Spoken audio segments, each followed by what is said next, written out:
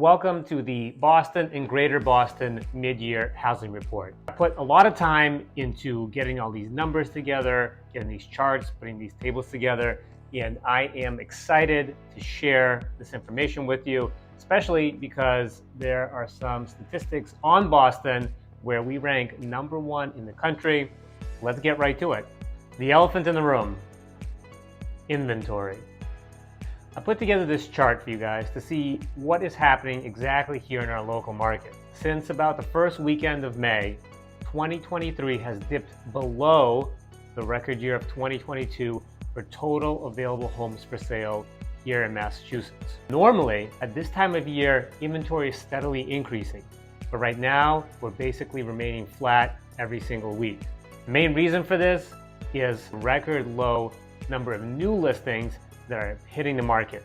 Sellers right now are just not motivated enough to list their home with the rates hovering around 7%. I do think if we can get rates just with a 5 in front of it, a 5.99, that we would see a flurry of new homes hitting the market, and at the same time, for sellers, it would bring a whole large group of buyers back into the playing field. If we look at this nationally, we're in the same boat. 2023 levels of single-family homes have dipped below 2022, and if we compare it to 2015, for example, inventory is down about 61%, which is a huge number. Just like we did after Q1, I took the time to break down the top 30 Greater Boston suburbs for single-family housing and looked at year-over-year median price point. Here we have the 10 what you would call laggards so far, then we have the middle group, and then you have our star performers, the top 10 towns for year-over-year increases in median price. And don't panic if you see that your town is in the negative. You're freaking out. Don't freak out. Don't freak out. Remember, we're comparing right now year-over-year from the very peak last June. 1 year isn't telling the whole story. If you bought your home 3, 4, 5 years ago, you're in absolutely great shape and you have a lot of equity that's built up over that time frame. And from a boots on the ground perspective, what my clients are experiencing, if they are looking at and pursuing a home that's close to the median price point in any of those towns, it is very competitive. Looking at the Boston condo market, along with Brookline and Cambridge, you can see how different neighborhoods are performing. Again, it's sort of a mixed bag. And the key thing here is to not just look at the 1 year, but maybe look at a 5-year subset for each particular neighborhood, because in any given year, there could be a new condo building that went for sale or started doing sales that would skew the numbers in that particular area. I know, for example, in Brighton, there's at least 2 buildings that have finished construction and are now doing all their closings this year, which is why that area has such a high jump year over year on their median price point. Quickly looking to see how Massachusetts compares nationally, we can really see that the entire East Coast, minus New York, compared to the West Coast, sees a huge difference. The West Coast is down year over year, while the Midwest, and especially the East Coast, is up from June of 2022 to June of 2023. If you're finding this information valuable, I greatly appreciate it if you click the like button. If you want to talk in more detail, I am a realtor here in the local Greater Boston area with Caldwell Banker Realty.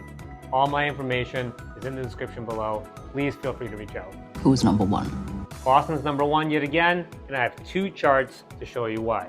They're both from case-shiller, and this first one shows housing price growth from March of 23 to April of 23. Now, I know this video is being filmed in July, but this comes from case-shiller, which a lot of people consider the gold standard for real estate data and information, and they really take their time sifting through it to make sure they get it all right. This second chart that I have shows Boston as the leader in rent growth for all 3 price tiers out of the top 20 metros in the United States.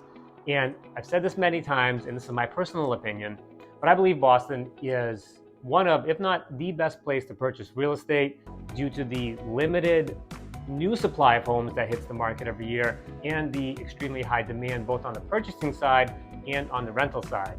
Anecdotally, I just listed an apartment in Charlestown, and after 3 days, we got about 30 inquiries and 6 applications for it.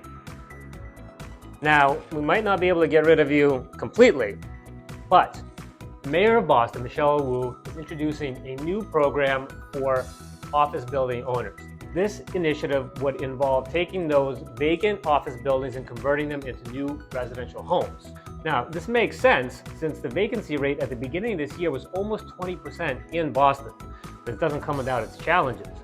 Most of these buildings have maybe 2 large bathrooms per floor, and it would require the installation of hundreds of bathrooms, kitchens, and all the necessary plumbing to tie that in. The deadline to submit an application for a building owner is June 2024, and one of the other benefits, Michelle Wu said, would be an expedited approval process. Will it work?